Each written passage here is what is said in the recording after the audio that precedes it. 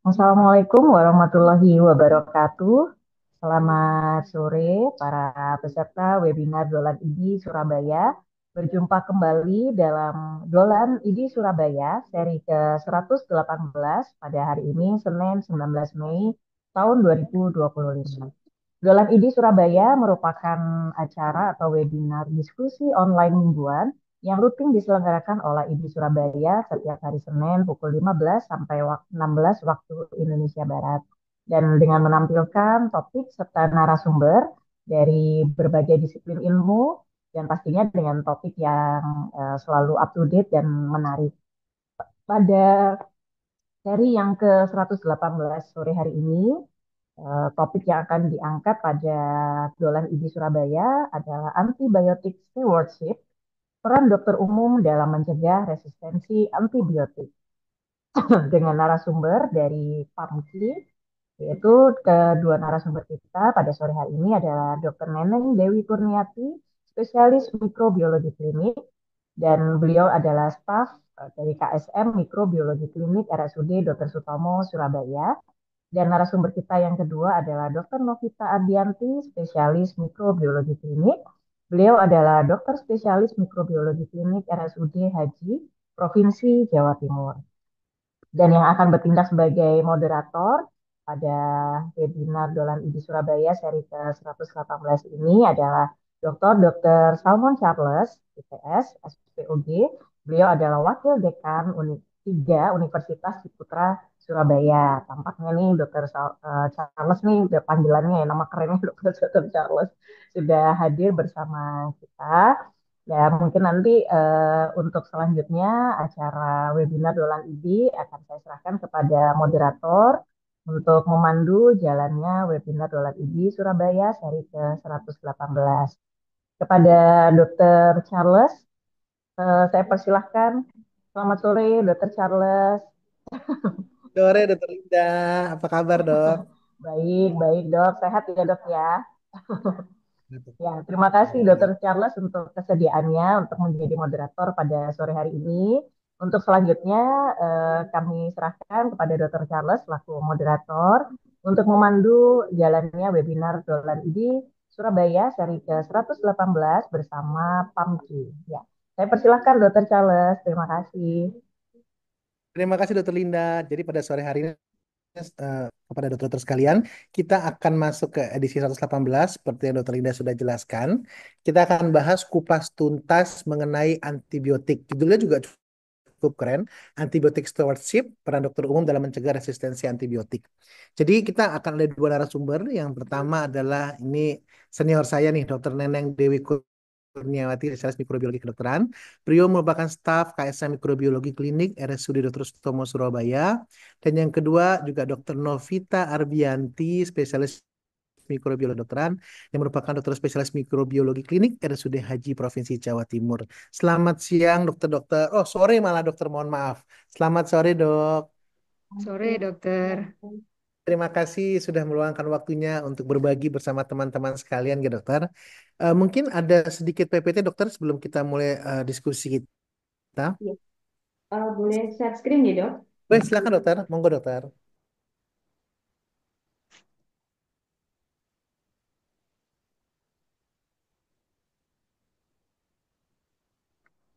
Ya.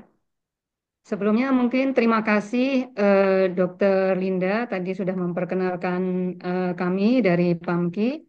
Kemudian terima kasih juga nanti akan dimoderatori oleh Dokter Salmon.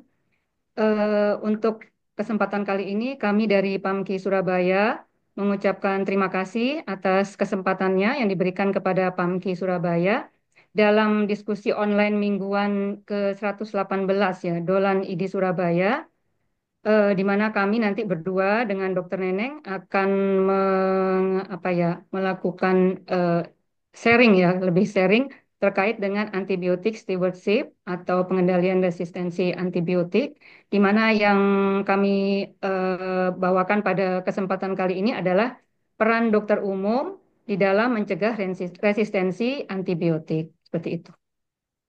Apakah bisa kami mulai, Dokter Salmon? Silakan, dokter. Ya. Terima kasih Dokter Sarmon. Nanti ada beberapa PPT mungkin akan kami bagi dengan Dokter Neneng.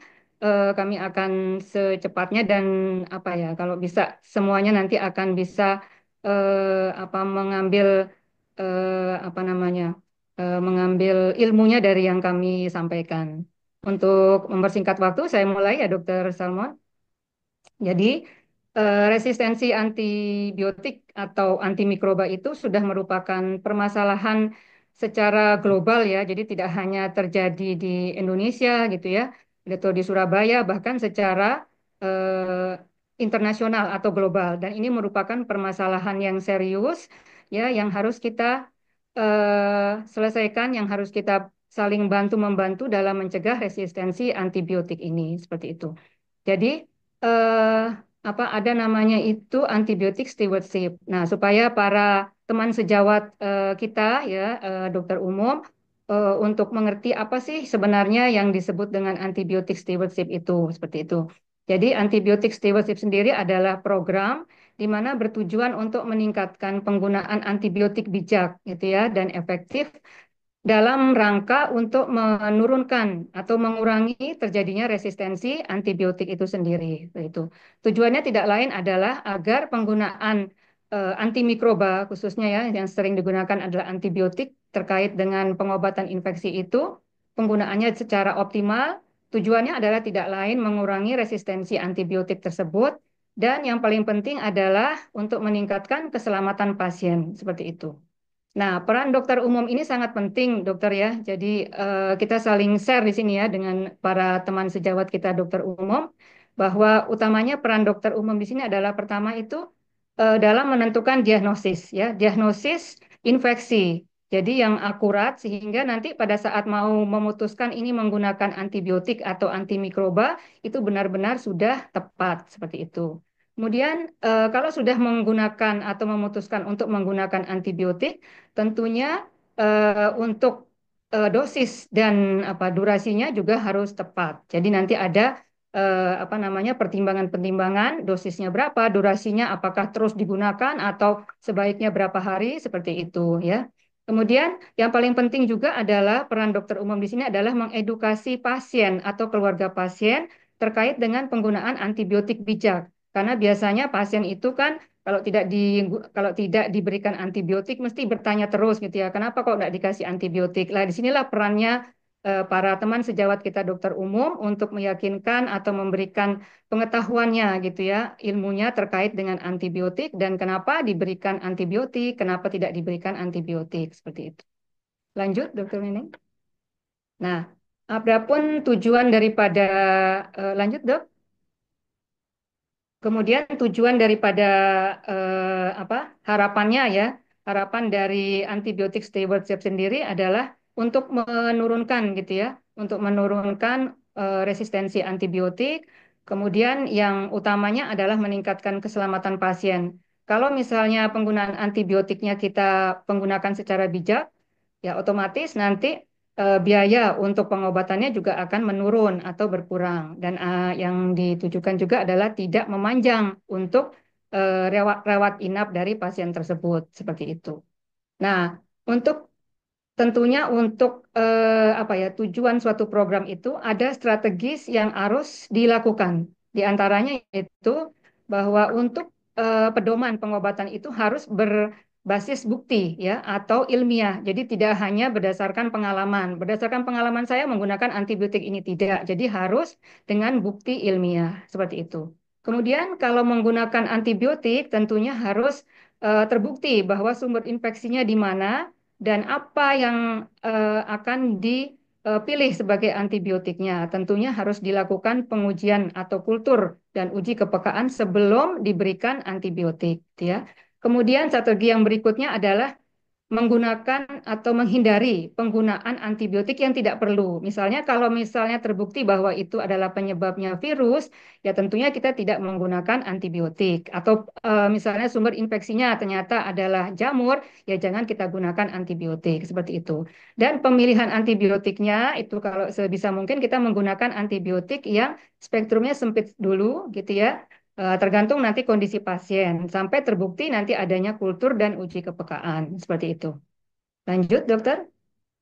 Nah, yang berikutnya adalah ini ada Permenkes 28 tahun 2021 itu terkait dengan pedoman penggunaan antibiotik atau PPAB yang telah dikeluarkan oleh Kemenkes itu ya. Ada pasal-pasal yang mengaturnya yaitu di mana seperti yang terpampar gitu ya di pasal 2 itu bahwa antibiotik atau pedoman ini adalah digunakan sebagai pedoman ya bagi dokter baik yang praktik mandiri dokter atau dokter gigi baik yang praktik mandiri, baik yang di klinik maupun yang di rumah sakit, itu ya, diatur di pasal 2.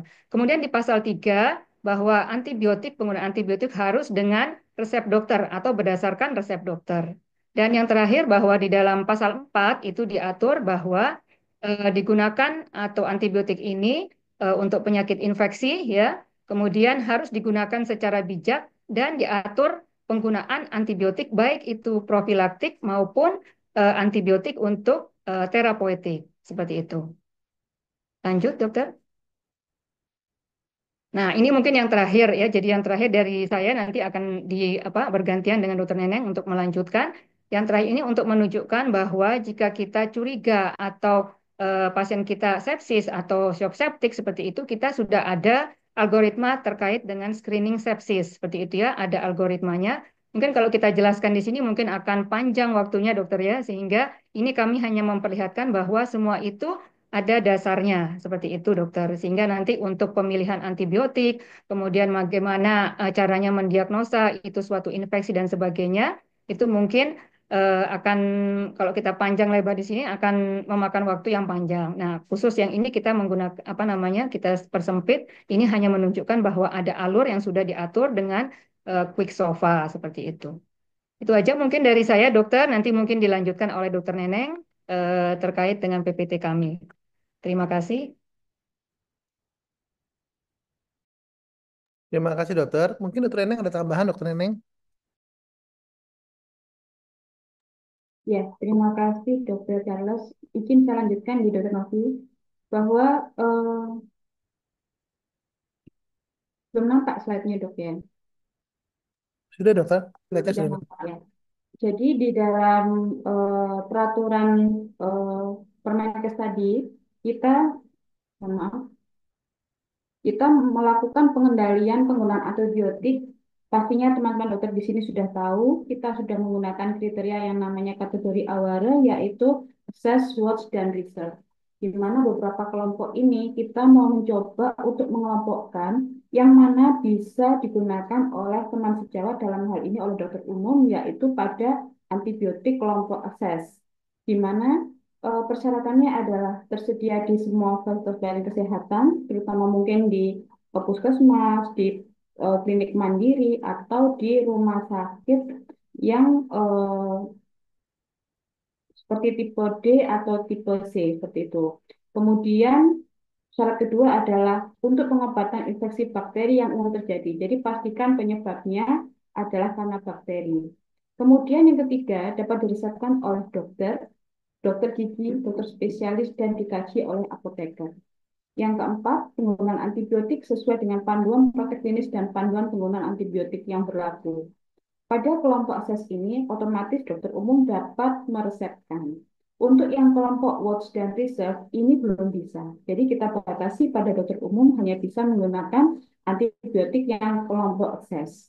Kenapa? Karena di dalam kelompok watch dan reserve, ini kita menggunakan beberapa kriteria yang eh, tentunya sejak dokter umum kalau harus menggunakan harus konsultasi lagi kepada dokter spesialis yang ada di rumah sakit tersebut. Seperti itu. Kemudian untuk yang reserve ini adalah golongan terakhir, di mana di sini kriterianya adalah antibiotik yang dicadangkan pada fasilitas kesehatan yang tingkat lanjut biasanya digunakan pada infeksi bakteri yang disebabkan karena MDRO dan pada pasien-pasien yang critically ill. Jadi dengan severity level yang sudah sangat tinggi. Dan ini menjadi prioritas pada program PPRA secara nasional yang dipantau dan dilaporkan oleh penggunaannya. Nah, di sini disebutkan bahwa penggunaan antibiotik pada kelompok reserve ini harus sesuai dengan hasil pemeriksaan mikrobiologi. Kalau pada kelompok SES kita belum memerlukan untuk hasil kultur, tapi pada kelompok research ini harus memerlukan pemeriksaan mikrobiologi. Nah, di sini kita tegaskan bahwa antibiotik kelompok SES itu dapat digunakan oleh teman-teman dokter umum. Nah, ini dari Permenkes yang eh, kami kirimkan tadi bahwa ada beberapa kelompok antibiotik.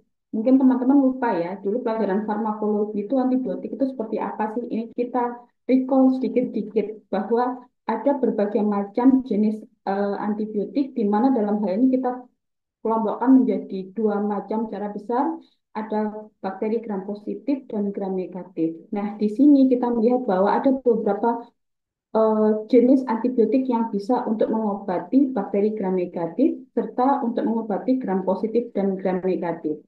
Dok, saya lupa dok itu pelajaran tentang farmakologi. Kita di sini merecall kembali, mencoba untuk menekankan kepada teman-teman setiap dokter umum bahwa kita menggunakan antibiotik itu ada based on-nya, ada dasarnya. Seperti itu. Tidak berdasarkan dari pengalaman dari senior saya sebelumnya atau karena pesan dari sponsor seperti itu.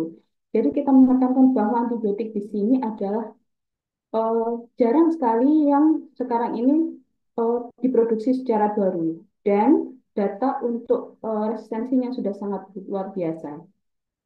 Baik, untuk pengembangan kategori antibiotik yang assess yang dapat digunakan oleh teman-teman dokter umum, yaitu pada kelompok antibiotik amoxicillin, ampicillin, amoxicillin clavulanate, kemudian ampicillin sulbactam, benzathine benzil, kemudian pyrimethamine, procaine penicillin, cefadroxil, cefalexin, serta cefazolin. Nah, di sini cefalexin ini kenapa diberi tanda asterik bintang? Karena hanya khusus digunakan untuk profilaksis bedah saja, seperti untuk profilaksis operasinya Dr. Charles, yaitu di bidang ginekologi untuk operasi sesar. Kemudian antibiotik selanjutnya adalah doxycycline, yaitu kemudian ciprofloxacin oral, erythromycin, spiramycin, phenoxymethylpenicillin, streptomycin, gentamicin, sulfabiasin, kanamicin, tetracycline, clindamycin oral, thiamphenicol, fluoxacillin, cotrimoxazole oral, chloramphenicol, metronidazole, serta oxytetracycline yang injeksi. Untuk kategori watch dan research, teman-teman dokter umum belum bisa memberikan resepnya. Nah, kita coba untuk memberikan suatu poin-poin penting sebelum menulis resep antibiotik. Jadi yang pertama adalah apakah diagnosis yang sudah kita berikan kepada pasien itu sudah tepat. Itu harus dipastikan dulu. Kemudian penyebabnya karena apa? Kalau karena bakteri, silakan Anda berikan antibiotik. Kalau penyebabnya karena virus atau jamur, tidak usah diberikan antibiotik. Misal pasien dengan panas 2-3 hari, kemudian ternyata dia diagnosis dengan dengue. Pasti Anda tidak bisa memberikan golongan antibiotik. Misalnya seperti itu. Kemudian operasi misal habis ini ya, sirkumsisi, tidak usah diberikan antibiotik. Kemudian operasi bedah minor seperti lipom, itu tidak perlu diberikan antibiotik. Kemudian diare, diare itu ada macam-macam. Kalau diare sifatnya terus-menerus, tidak ada panas, hanya konsistensinya encer, kemudian penyebabnya bisa karena rotavirus atau enterovirus yang lain, tidak usah diberikan antibiotik. Kecuali kalau dia sudah ada demam, kemudian eh, beraknya itu mungkin berbau dan konsistensinya itu eh, berbeda dengan untuk yang jenisnya virus, silakan diberikan antibiotik. Kemudian decide-nya, apakah benar-benar dibutuhkan? Kemudian apakah butuh untuk pemeriksaan kultur? Nah, ini kita pasti pada fasilitas pelayanan yang lebih tinggi. Kita harus memutuskannya seperti apa. Kemudian obatnya, apakah harus antibiotik atau antibiotik yang golongan apa dulu yang bisa kita berikan? Golongan assess, watch, atau yang reserve. Seperti itu. Kalau teman-teman dokter umum pasti memberikannya hanya yang bisa golongan assess. Kemudian, apakah ada alergi? Pasti kita sebelum memberikan obat, kita tanyakan dulu. Bu, apakah gula dari riwayat habis minum obat ini misal muncul kemerahan atau mungkin ada pernah sampai sesak nafas, itu harus ditanyakan. Kemudian interaksi obat dengan yang lain, apakah ada kontraindikasi? Misalnya pada pasien dengan gagal ginjal, kita tidak bisa memberikan beberapa jenis obat yang golongan yang merusak fungsi ginjal, yaitu misal golongan amioglifosida seperti itu. Kemudian dosis. Nah, dosis ini dapat kita apa namanya sesuaikan jenis pasiennya, berat badannya. Jelas pada pasien neonatus, pada pasien anak, pada dewasa itu jelas berbeda. Pada pasien yang geriatri juga berbeda. Kemudian bagaimana dengan kalau punya kegagalan dari fungsi ginjal, nah ini harus disesuaikan juga apakah ada just dose. Kemudian untuk pengirimannya, untuk bagaimana formula yang digunakan, apakah bagus. Kemudian cukup oral, apakah harus intravena? Misal kalau pasiennya ini ternyata bisa masih menggunakan eh, oral, bisa kita berikan. Atau kalau dia dehidrasi berat, harus diberikan cairan, bisa diberikan antibiotik lewat intravena. Kemudian durasi, berapa lama yang harus kita berikan? Kalau dengan farmakokinetik, farmakodinamik disampaikan bahwa cukup dengan pemberian 5 hari, stop pada hari kelima. Tidak boleh ditambah-tambah. Kemudian, eh, apakah kita perlu diskusi juga terkait dengan penyakit ini? Mungkin dengan dokter lain ya, diagnosisnya, kemudian durasinya, kemudian apakah ada toksitasnya pada obat ini. Nah, itu harus didiskusikan. Kemudian, bagaimana dengan dokumentasi? Ya, di dalam suatu pencatatan obat, apakah itu antibiotik atau apapun, kita harus menuliskannya di dalam suatu rekam medik dan kita melakukan suatu perencanaan. Apakah itu mau diberikan berapa lama, kemudian harus dievaluasi seperti apa, monitoring terhadap efek samping dan lain-lain. Nah, tantangan pada kita menggunakan antibiotik ini untuk peran-peran dokter umum yaitu yang pertama adalah kurangnya pengetahuan tentang antibiotik stewardship. Kemudian yang kedua adalah tekanan dari pasien untuk mendapatkan antibiotik. Misalnya pada saat pasien mendapatkan resep, "Dok, ini ada antibiotiknya enggak?" Oh, tidak ada, Bu, karena tidak ada indikasi untuk memberikan antibiotik. Tapi pasien ini memaksa, "Saya minta diberikan." Penting-pentingnya bagi seorang dokter untuk melakukan edukasi secara baik, seperti itu. Kemudian solusinya kita bisa melakukan edukasi dan pelatihan tentang antibiotik stewardship, banyak pelatihan-pelatihan atau webinar-webinar yang pentingnya kita melakukan eh, pelatihan tentang antibiotik stewardship seperti itu dari berbagai bidang yang beredar, yaitu misal pada LMS yang di Kementerian Kesehatan atau dari di sendiri tidak bosan-bosannya untuk melakukan edukasi. Kemudian komunikasi, komunikasi ini sangat penting kita sampaikan kepada pasien secara efektif. Nah, sebagai kesimpulan, dokter umum memiliki peran penting dalam mencegah resistensi antibiotik melalui antibiotik stewardship, di mana dengan menggunakan antibiotik yang tepat dan meningkatkan pengetahuan, kita dapat mengurangi resistensi antibiotik dan meningkatkan keselamatan pasien. Baik, demikian presentasi dari kami, Dr. Charles. Terima kasih, Dok. Ya, terima kasih Dokter Neneng, Dokter Novita cukup jelas sekali. Mungkin sekarang kita bisa masuk ke sesi tanya jawab nggak dokter dari beberapa eh, teman-teman dan dokter yang ada di Paskes 1 dokter. Dan Ya, bagi dokter-dokter sekalian yang ingin menanyakan bisa langsung mengirim langsung japri ke saya atau masuk ke kolom chat atau kolom Q&A. Mungkin saya bacakan yang pertama dokter ini untuk dari salah satu dokter. Bagaimana mungkin ke dokter Novita dulu ya dokter. Ya, Bagaimana membedakan infeksi virus dan bakteri dalam praktek sehari-hari dokter, terutama dalam keterbatasan dengan akses laboratorium. Mungkin bisa mohon bantuan dari dokter Novita. ya. Terima kasih dokter atas pertanyaannya. Jadi mungkin untuk yang ini saya mencoba menjawab, jadi nanti mungkin bisa dilengkapi oleh dokter Neneng mungkin ya. Jadi kalau di masyarakat gitu ya, paling sering itu memang penyebabnya infeksi itu adalah virus ya dokter ya. Sama kalau kita biasanya kan penyakit-penyakit yang ada di masyarakat tuh misalnya varingitis, kemudian apa yang paling sering ya? batuk ya, batuk yang berapa hari ya, yang ISPA misalnya seperti itu. Jadi kalau faringitis misalnya ini faringitis itu sendiri kan biasanya paling banyak penyebabnya adalah virus ya ternyata dokter ya. Jadi bisa rinovirus, kemudian influenza, virus influenza seperti itu.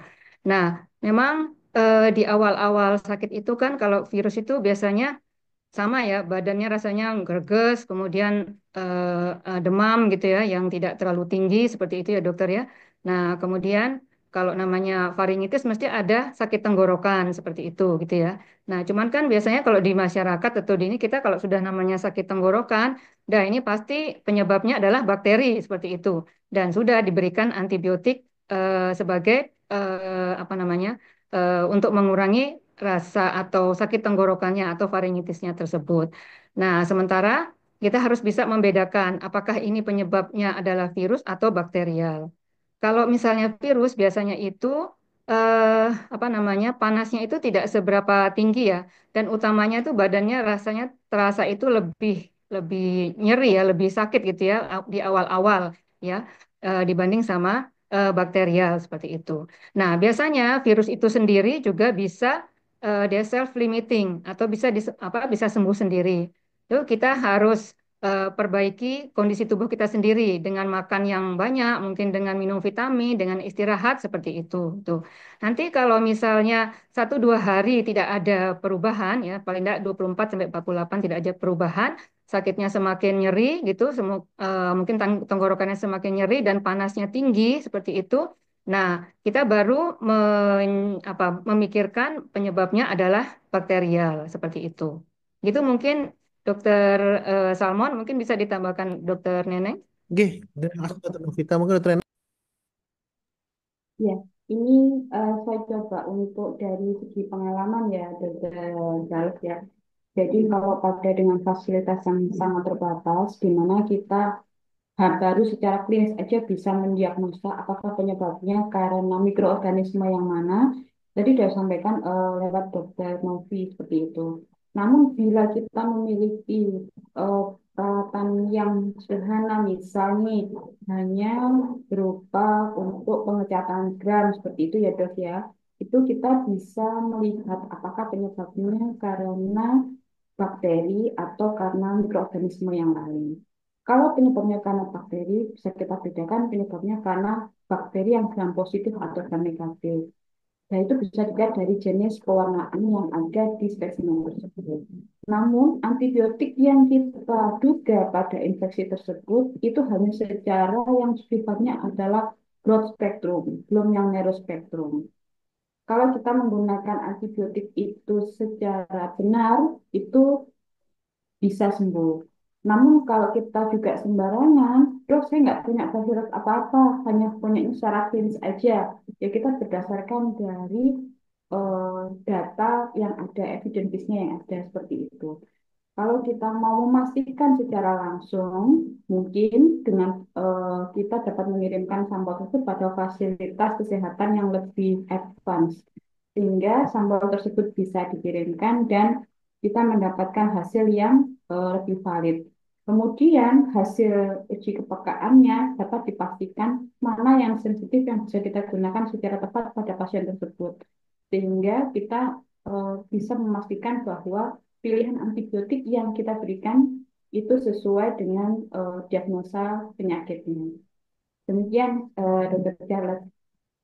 Siap, terima kasih dokter, dokter Neneng, dokter Novita. Jadi cukup jelas sekali penjelasannya bahwa Ya, paling banyak memang infeksi itu ya pemeriksaan tetap anamnesis pemeriksaan fisik kalau harus dijelaskan.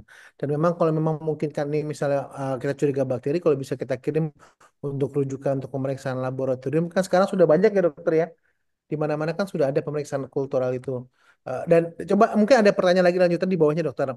Apabila dari fase 1 dok, mereka ingin memeriksakan kultur, bisa dikirimkan misalnya darah dok ya, pasiennya ke rumah sakit haji apa ke rumah sakit Sutomo, ke laboratorium mikro, atau bisa dikirimkan sampelnya saja dok. Ini ada pertanyaan lanjutannya dokter. Mungkin ke dokter yang dulu ya dokter. ya, terima kasih.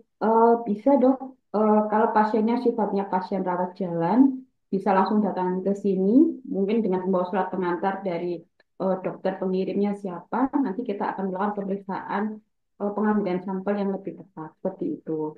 Kemudian kita juga harus mengedukasi apakah ini penyebabnya bisa karena eh, dari infeksi yang diduga seperti itu. Kalau namanya kita dari dokternya ternyata mungkin ada keliruan, kita bisa melakukan komunikasi pada dokter pengirim, dok, bahwa berdasarkan dari ini bisa untuk pemeriksaan yang lain-lain. Selama ini yang datang ke kita itu adalah pasien rawat jalan yang biasanya adalah kiriman seperti itu. Misal pernah kami mendapatkan dari eh, salah satu kota di Jawa Timur itu yang curiga dengan GO seperti itu pada pasien laki-laki. Akhirnya kita edukasi. Biasanya pasiennya itu harus diedukasi dulu juga terkait dengan pembiayaannya. Karena untuk pemeriksaan ini tidak murah ya dok ya. Dan untuk hasilnya tidak bisa langsung jadi pada saat hari itu juga. Jadi kita perlu melakukan beberapa informasi yang menyatakan bahwa kita tepat untuk melakukan pemeriksaan terhadap pasien itu dengan spesimen yang ini dan dengan mohon maaf dengan administrasi pembiayaan sekian dan hasilnya adalah sekian lama seperti itu. Jadi nanti supaya pasien juga tidak kaget dengan kenapa kok lama ya hasil mikro seperti itu karena untuk pemeriksaan mikrobiologi itu ada beberapa jenis metode yang bisa kita gunakan secara cepat dan juga secara konvensional, baik yang otomatis maupun yang konvensional ya dok ya. Jadi tidak semua fasilitas kesehatan itu mempunyai eh, kualifikasi yang sama. Namun kami dari teman-teman PAMPI itu sudah mengadakan suatu kesepakatan pemeriksaan ini rata-rata kita sudah melakukan dengan menggunakan alat otomatis di mana hasilnya bisa lebih cepat kita dapat dan pasien dapat segera diobati secara tepat. Terima kasih. Mungkin Dokter Novita dok, bagi teman-teman yang ingin mengirim pasien dokter untuk pemeriksaan, karena saya tahu dok ya, dalam pengambilan sampel ini dok, saya sendiri sebagai dokter SPOG tidak punya ekspertise dok. Jadi eh, saya tidak akan mau mengambil sampel dan tidak akan pernah mau melakukan penarikan sampel kecuali sudah ada pelatihannya dokter ya, benar benar Dokter Novita ya. Karena setahu Ya. saya tuh mengambil sampel harus benar-benar steril, ada caranya tertentu dok. Dan mungkin dokter bisa kasih untuk ke rumah sakit dokter, rumah sakit haji, bagaimana cara mengirim teman-teman dari sekitar lingkungan Surabaya dokter. Ya, terima kasih dokter. Jadi sebelum kita mengambil sampel seperti tadi ya, berarti kita harus mendiagnosa dulu apakah ini benar penyebabnya adalah infeksi bakterial gitu dokter ya. Jadi nanti kita harus menentukan sebagai dokter umum ini sumber infeksinya di mana. Ini dalam hal infeksi ini ya dok ya, apapun itu ya. Jadi kita harus mengenal, tahu dulu sumber infeksinya di mana. Sehingga nanti pada saat kita mau mengambil sampel untuk diperiksakan, itu harus jelas. Jadi jangan sampai nanti misalnya pasiennya ada infeksi, misalnya infeksi saluran kencing. Terus kita ambil, nah kan ada anunya ya, apakah yang kita ambil kencingnya atau kita harus mengambil apanya. Jadi kita harus mendekat dulu ke sumber infeksinya. Jadi seperti yang dokter Neneng tadi katakan bahwa kultur ini kan lumayan mahal dokter. Jadi jangan sampai nanti sumber infeksinya itu kita tidak tegakkan dulu sehingga nanti jadi sia-sia pemeriksaan kita seperti itu. Jadi sebagai dokter umum tolong untuk melihat lagi kembali bahwa sumber infeksinya mana sehingga nanti baru jelas mana yang akan diambil. Nah, seperti tadi bahwa harus ada persiapan untuk pemeriksaan atau kultur tersebut karena kalau kita mengambilnya tidak dengan persiapan, maka nanti hasilnya juga tidak sesuai dengan apa yang diharapkan oleh dokter pengirim. Nah, jadi misalnya saya curiganya nih misalnya infeksinya infeksi saluran kemih nih misalnya. Ternyata ngambilnya tidak benar karena memang kita harus ada persiapan dokter. Jadi cara mengambilnya si pasien harus diberikan informasi dulu bahwa untuk apa mengambil misalnya ini sampel urin itu harus ada persiapan. Di apa namanya biasanya dibersihkan dulu kelaminnya. Jadi tidak boleh langsung ini Bu tolong ambil urinnya ya Bu ya. Ibu pipis di sini. Nah, nanti pasiennya kalau tidak diberikan informasi, dia langsung pipis aja. Padahal kan pada saat dia kencing atau pipis itu ada bakteri yang ada di permukaan apa namanya saluran kemih kita. Sehingga takutnya nanti pada saat pasien pipis, nanti yang tertampung adalah bakteri yang ada di permukaan saluran kemih tadi gitu, dokter. Sehingga kita harus ada persiapan dan kita bilang bahwa apa namanya urinnya diperlukan berapa cc seperti itu. Kemudian harus segera dikirim ke laboratorium mikro atau ke rumah sakit haji atau ke rumah sakit Sutomo. Tapi ini harus segera ini kadang-kadang pasien itu membawanya atau kadang juga dirawat inap nih dokter ya pengalaman itu dirawat inap itu tidak segera dibawa ke lab. Padahal kalau tidak segera itu nanti kita di khususnya kalau kultur urin itu ada penghitungan koloni. Kalau tidak segera dibawa nanti jumlah koloninya akan semakin banyak atau semakin meningkat dan itu akan bias hasilnya dan dokternya nanti tidak sesuai dengan apa yang diharapkan oleh dokternya. Jadi untuk khusus pemeriksaan kultur ini memang kita harus ada persiapannya seperti itu dokter. Nah, mungkin memang harus ada komunikasi antara dokter yang mau mengirimkan sampel dengan rumah sakit yang akan dituju untuk pemeriksaan sampelnya. Seperti itu dokter. Siap, terima kasih Dokter Novita. Tutorialnya cukup jelas sekali dan sepertinya peserta yang hari ini semakin bertambah dan semakin banyak yang bertanya. Kita mulai membacakan satu-satu ya. Sekarang mungkin kembali ke Dokter Novita. Dok, ini sekarang azitromisin dan cefixim tidak boleh diresepkan oleh dokter umum, dok. Jadi misalkan pasien ada yang infeksi menular seksual, apakah dokter umum tidak bisa mengobati dengan memberikan resep antibiotik? Mungkin ke dokter Novita dulu nggak, dokter? Ini mohon maaf, ini mungkin ke arah kebijakan gitu, dokter ya. Iya, iya Iya. dokter. Ya, Iya. dok, silakan. Iya, terima kasih dokter. Jadi antibiotik stewardship ini kan tujuannya adalah untuk mencegah terjadinya resistensi antibiotik tadi ya dokter ya. Dan memang ada kebijakan-kebijakan yang telah dibuat oleh Kemenkes atau rumah sakit seperti itu. Kalau mungkin kalau di ini mungkin dokter umum yang bertanya saya nggak tahu ini apakah di fase ke-1 atau memang dokter yang praktek mandiri seperti itu dokter. Jadi memang di apa namanya di Kemenkes itu sudah diberikan kebijakan bahwa yang tadi yang sudah kita jelaskan akses, watch dan reserve seperti itu. Jadi untuk yang akses memang kita apa namanya kita bukan kita batasi, memang kebijakannya adalah membatasi dokter umum untuk meresepkan yang watch dan reserve seperti itu. Nah, ini kan kembali lagi saya nggak tahu nih yang bertanya ini dokter umumnya apakah di vaskes yang memang jauh dari fasilitas rumah sakit ya yang mau tidak mau tidak ada dokter spesialis dan dokter umum ini sudah mendiagnosa dan bahwa penyebabnya adalah bakteri. Jadi apa tadi ditanyakan ya? Penyebabnya adalah penyakit apa dok? Infeksi apa tadi itu ya? Antibiotik, dok. Antibiotik itu. Antibiotik. Jadi kalau misalnya di vaskes yang tidak ada dokter spesialisnya atau dokter yang berikutnya, silahkan digunakan, tetapi ada batasannya dokter. Kita harus melihat penggunaan antibiotik itu secara klinisnya. Itu antara 48 sampai 72 jam kita lihat seperti itu. Kalau klinisnya membaik, ya silahkan dilanjutkan. Tapi kalau tidak, kita harus cari tahu, kita harus evaluasi lagi.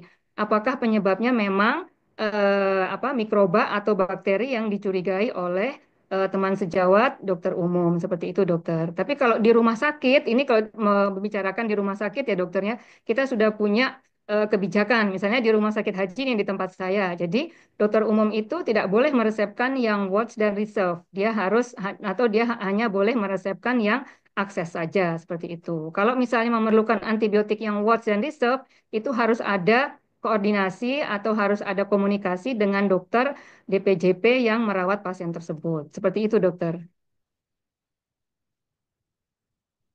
Ya, dokter ini ada tambahan, dok, Iya, mengenai hal ini, untuk dokter. menambahkan nih, dok. Jadi perlu teman-teman sejawat dokter umum di sini ketahui bahwa angka resistensi antibiotik di Indonesia itu sudah sangat tinggi. Di mana rata-rata pada jenis bakteri MDRO yang E. coli SBL dan Klebsiella pneumoniae ini rata-rata sekarang itu adalah di sekitar 50-60% data terbaru. Untuk bakteri yang methicillin resistant Staphylococcus aureus itu sekitar di 15-20%. Nah, kita di Kementerian Kesehatan itu mencoba menetapkan bahwa eh, kita bukan membatasi kepada seorang dokter untuk memberikan antibiotik pada pasien tersebut, namun terkait dengan beberapa kriteria mana-mana saja yang bisa diberikan kepada dokter umum yaitu pada kelompok ASES dan itu kita keluarkan dalam peraturan eh, Menteri Kesehatan dan itu mengikat semua baik untuk dokter umum, dokter gigi, kemudian dokter gigi spesialis, dokter spesialis konsultan, dan seperti itu. karena kita semua terikat pada suatu regulasi. Dan memang kalau kita tidak menggunakan antibiotik itu secara bijak, secara benar, itu akan terjadinya suatu penggunaan antibiotik yang luar biasa.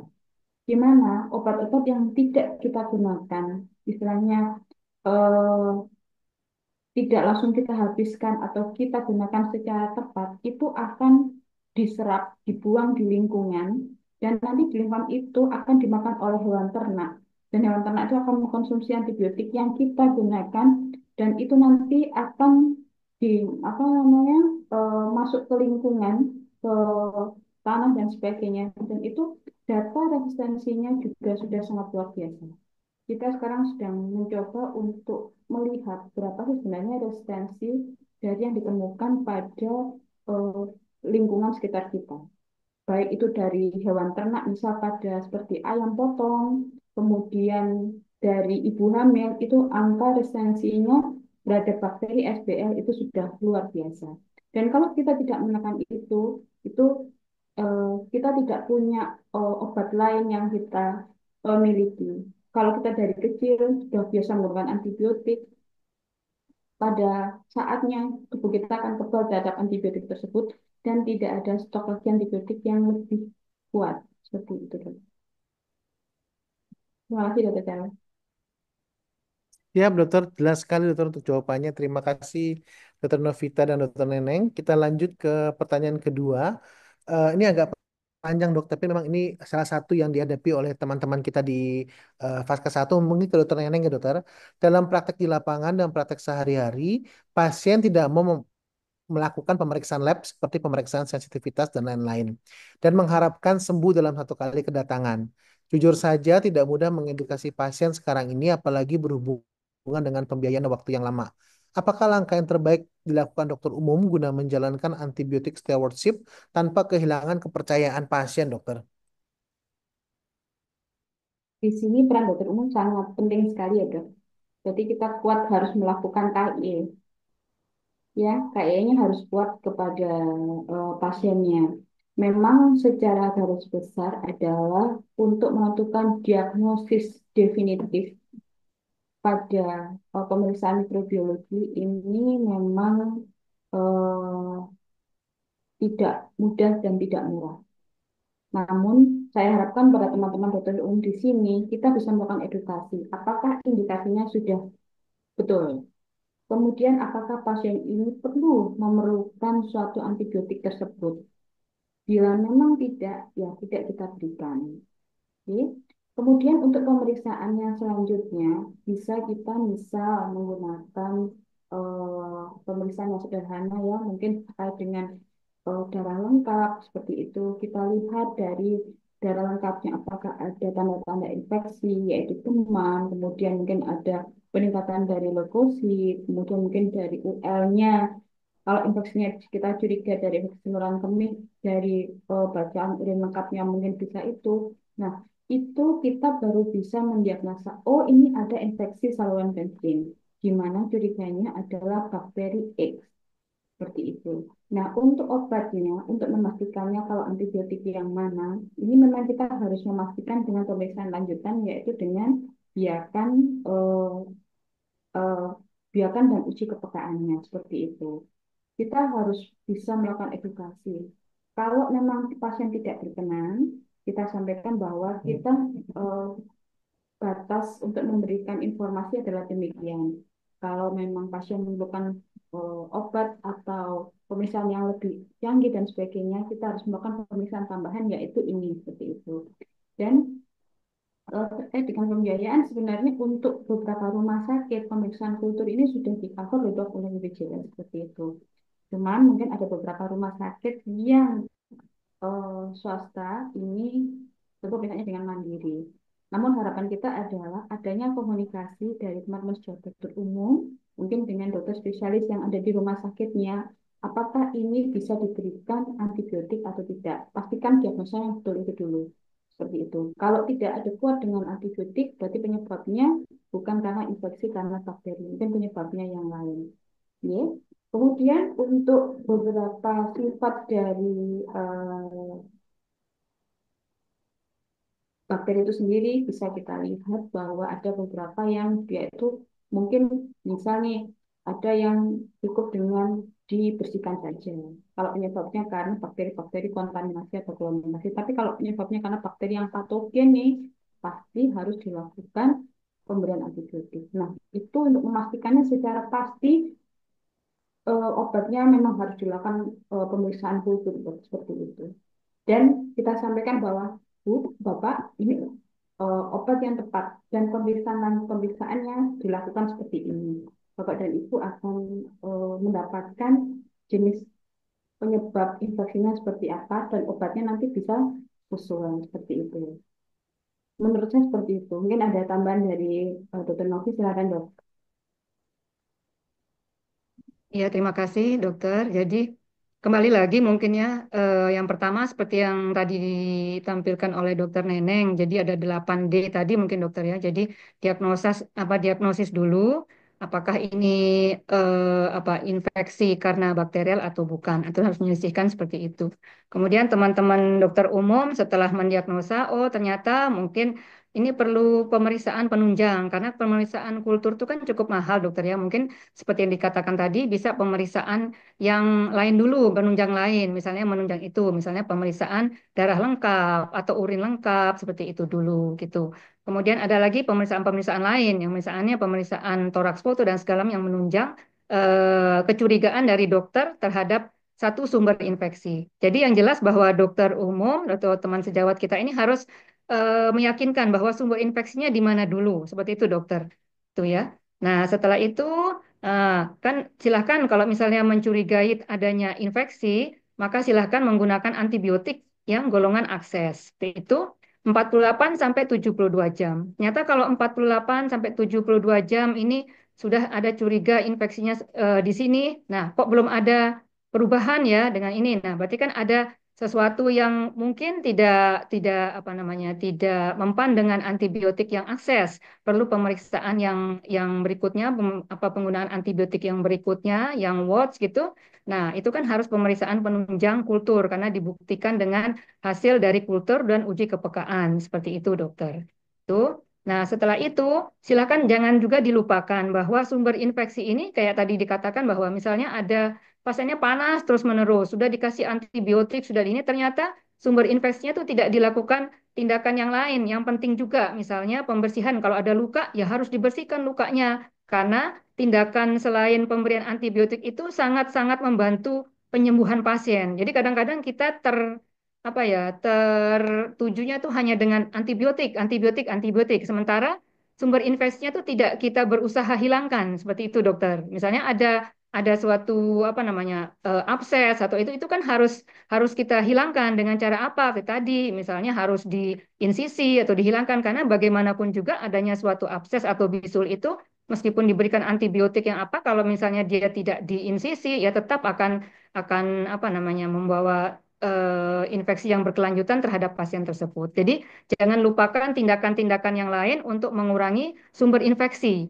Jadi kita tidak hanya bermain dengan antibiotik, jadi kita tertuju pada antibiotik, sementara sumber infeksinya yang harusnya bisa kita hilangkan dengan tindakan, misalnya rawat luka dan segala macam, tidak kita lakukan. Seperti itu mungkin dokter tambahannya. Siap, terima kasih dokter. Cukup jelas sekali semua pertanyaan dijawab dengan baik dokter. Nggih. Mungkin kita bisa lanjut ke pertanyaan berikutnya, nggih, dokter. Ke dokter Novita, nggih, dokter. Nah, Ya. eh, Dok, bagaimana dok saran dari dokter Novita untuk teman-teman dokter umum yang ada di fase 1 maupun di praktek pribadi dokter untuk mengurangi pemberian antibiotik pada infeksi saluran nafas yang bersifat self-limited disease dokter. Jadi yang kita udah tahu nih ini bakal sembuh dalam ini yang hari pertama pasien datang 39 derajat batuk pilek dan pasti kan dia akan menurun karena self-limited disease ya dokter. Tetapi biasanya pasien tuh maksa dok, ayo dokter ini nggak kasih antibiotik dan dia akan pindah ke dokter lain untuk bisa mendapatkan antibiotik itu dokter. Mungkin dokter bisa memberikan sedikit apa dokter apa namanya dokter yang bisa diterapkan oleh teman-teman kita di fase ke-1 dokter. Ya. Terima kasih dokter. Jadi eh, untuk mengantisipasi hal-hal seperti itu memang karena kita apa ya kebiasaan kita dari anu ya masyarakat kita bahwa semua dengan antibiotik. Nah, sekarang kan dengan adanya antibiotik stewardship ini diharapkan para teman sejawat dokter umum kita itu membantu mengurangi terjadinya angka resistensi antibiotik tadi. Dengan cara apa? Ya, kita memang punya apa ya sebagai dokter gitu ya, kita punya kewajiban untuk mengedukasi pasien atau keluarga pasien ya dokter ya. Memang tidak mudah karena kan waktu untuk menjelaskan, kemudian apa namanya, memberikan edukasi bahwa meyakinkan ke pasien bahwa penyebab dari sakit tenggorokannya itu atau faringitisnya itu adalah penyebabnya adalah virus dan bisa disembuhkan dengan sendiri itu agak sulit memang, tapi memang butuh waktu. Para teman sejawat ini perlu kesabaran seperti itu dokter. Ayo kita yakinkan misalnya Bu, yang penting Ibu harus minum banyak, kemudian harus istirahat, kalau bisa minum vitamin dan segala macam seperti itu. Pentingnya seperti itu sih dokter. Jadi mungkin yang kalau saya sih lebih menekankan atau saran saya adalah kita jangan jangan patah semangat untuk mengedukasi pasien-pasien kita seperti itu dokter. Insya Allah kalau misalnya kita sudah apa ya masyarakat atau pasien-pasien kita sudah terbiasa dengan merubah bahwa image mereka bahwa semua dengan antibiotik perlahan-lahan nantinya mereka akan bisa menerima hal-hal yang baru atau hal-hal yang harus kita benarkan kondisinya seperti ini, dokter. Karena kalau kita biarkan seperti ini, pokoknya sakit tenggorokan, ayo dengan antibiotik, nanti program antibiotik stewardship ini tidak akan apa berlangsung dengan baik dan angka kejadian untuk resistensi antibiotik ini tidak akan putus-putus terjadi, malah semakin meningkat. Seperti itu mungkin dokter dari saya. Ya, dokter cukup jelas sekali. Dokter Neneng mungkin ada tambahan, dok. Jadi, udah cukup dari Dokter Novi, Dok. Siap. Baik, dokter. Kita lanjut ke pertanyaan berikutnya, nggak, dokter. Ini mungkin yang sering ditanyakan sama teman-teman sekarang yang bekerja di rumah sakit, dokter. Jadi, eh, bagaimana kita memanfaatkan hasil laboratorium seperti CRP atau procalcitonin, dokter, untuk sebagai pengambil keputusan dalam pemberian antibiotik. Terima kasih, dokter. Ya, izin bantu menjawab ya, Dok. Jadi untuk penanda marker infeksi procalcitonin dan C-reactive protein, eh, dua pemeriksaan ini merupakan pemeriksaan yang bisa digunakan untuk mendeteksi apakah ada infeksi atau inflamasi. Kalau C-reactive protein itu kita bisa melihat hanya pada kondisi pasien ini mengalami inflamasi, belum infeksi. Tapi kalau procalcitonin dibuktikan dengan peningkatan dari kadar nilai normalnya dan nilai rujukannya, itu pasti pasien ini mengalami suatu infeksi. Bisa itu karena infeksi yang lokal, bisa itu karena sistemik, atau karena sepsis. Dan itu dibuktikan dengan hasil dari pemeriksaannya. Namun dari pemeriksaan itu belum bisa melihat apakah penyebabnya karena jenis bakteri yang mana. Hanya dibuktikan adanya inflamasi atau infeksi saja. Seperti itu. Tapi dari pemeriksaan terutama yang jenis yang procalcitonin, bila itu didapatkan peningkatan yang berkali-kali dari nilai normal, misal eh, kadar maksimal nilai normalnya adalah sekitar dari 2. Kalau lebih dari 2, oh berarti ada peningkatan dari postonin yaitu infeksi sepsis seperti itu. Dibuktikan lagi dengan klinis. Jadi ada klinis, ada pemeriksaan laboratorium serta mungkin ditambahkan dengan pemeriksaan penunjang yang lain yaitu radiologi. Kalau untuk memastikan apakah penyebabnya kata yang mana, nah itu baru dilakukan untuk pemeriksaan kulturnya. Sebenarnya bisa dok, namun belum bisa memastikan penyebabnya karena dari jenis infeksi yang mana dulu. Seperti itu. Dan bakteri penyebabnya yang mana. Kemudian untuk hasil dari pemeriksaannya baru berperannya pemeriksaan kultur di situ dok. Seperti itu dok. Siap, dokter. Terima kasih, dokter. Mungkin ke pertanyaan terakhir nggak, dokter? Karena waktu pun sudah jam 3:55 dan ada satu pertanyaan belum terjawab. Mungkin ke dokter Novita nggak, dokter? Eh, dokter, apakah program antibiotik stewardship ini hanya disosialisasikan untuk dokter umum saja? Atau memang bisa untuk semua dokter di kalangan spesialis pun bisa, dokter? Terima kasih dokter. Jadi antibiotik stewardship ini tidak hanya untuk dokter umum. Jadi semua dokter yang memberikan atau yang berperan dalam memberikan atau meresepkan antibiotik ya dokter ya. Jadi semua dokter, jadi tidak hanya dokter umum, dokter gigi spesialis, dokter spesialis seperti itu dokter. Jadi memang sudah ada programnya antibiotik stewardship.